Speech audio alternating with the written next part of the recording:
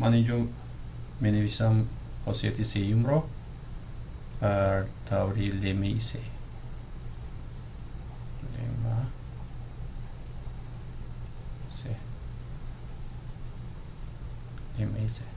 تصدیقات لمه چنین است. فرض میکنیم که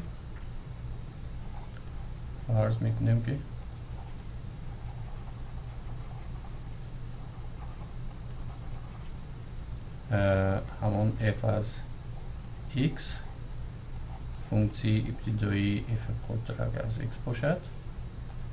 اینچنین k و b دویمه های داده شده.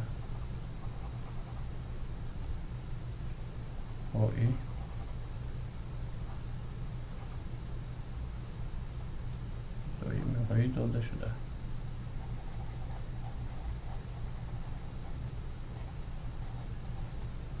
باشند.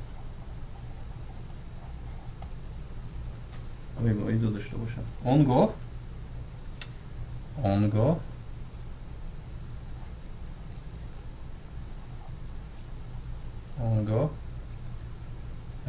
اینجا می نویسم من 1 تقسیم k ضرب f کلان از kx جمع p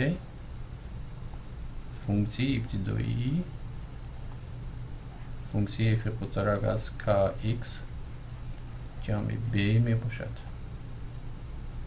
اونگاه همین ifade فونکسی ابتدایی f بزرگ از kx پلس b است.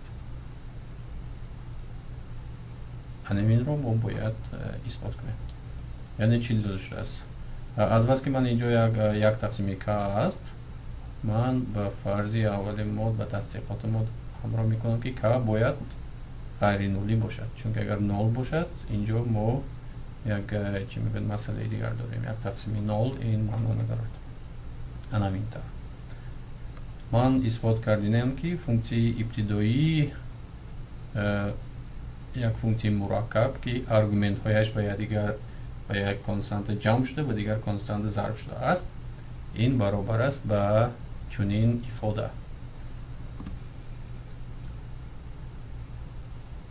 انا اکنون اثبات لمه سه اثبات اینجا لمه سه بود، اثبات لمه سه اینجا اثبات لمه سه.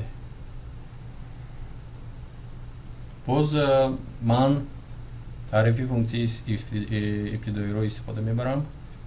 تصدیقات لمه گفته شده است که فونکسی f کلان از x این فونکسی ابتدایی f خورده از x است، بنابراین حاصله f کلان از x این برابر است با f خورده از x. همین داده شده است فونکسی ابتدایی. اکنون آن ifade که من اونجا داده شده بود می نویسم اینجا می نویسم 1 تقسیم k ضرب f از kx پلس b. اگر این بیاید اینجا کردم، اگر این ifade فونکسی ابتدایی f خودرگ از یک آرگومنت دیگر باشد، آنگاه موافق تعریف فونکسی ابتدایی من اگر از همین ifade حاصل گیرم باید عیناً همین f خودرگ از x رو از kx پلس b رو حاصل نمایم. بنابراین اینجا من حاصل میگیرم از این ifade، حاصلش رو حساب میکنیم، میبینیم که چی میشود. 1 تقسیم k این دویمی است، بنابراین بیرون از حاصل نوشته میتونم،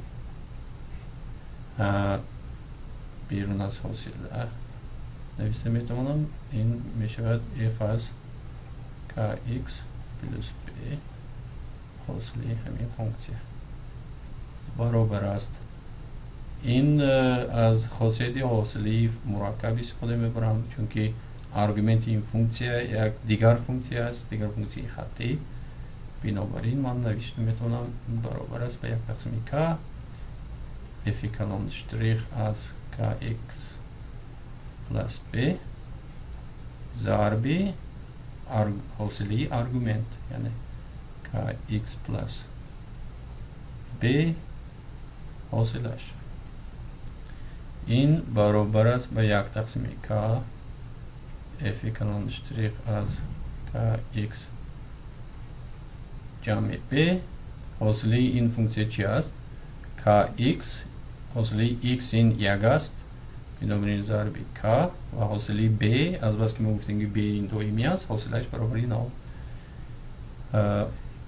و این رو ساده کرده نویسیم چون که اینجا 1 تقسیم k است اینجا 1 ضرب k است یعنی با k با این k اصلاح می شود این برابر است به f شتریک از k x پلس b.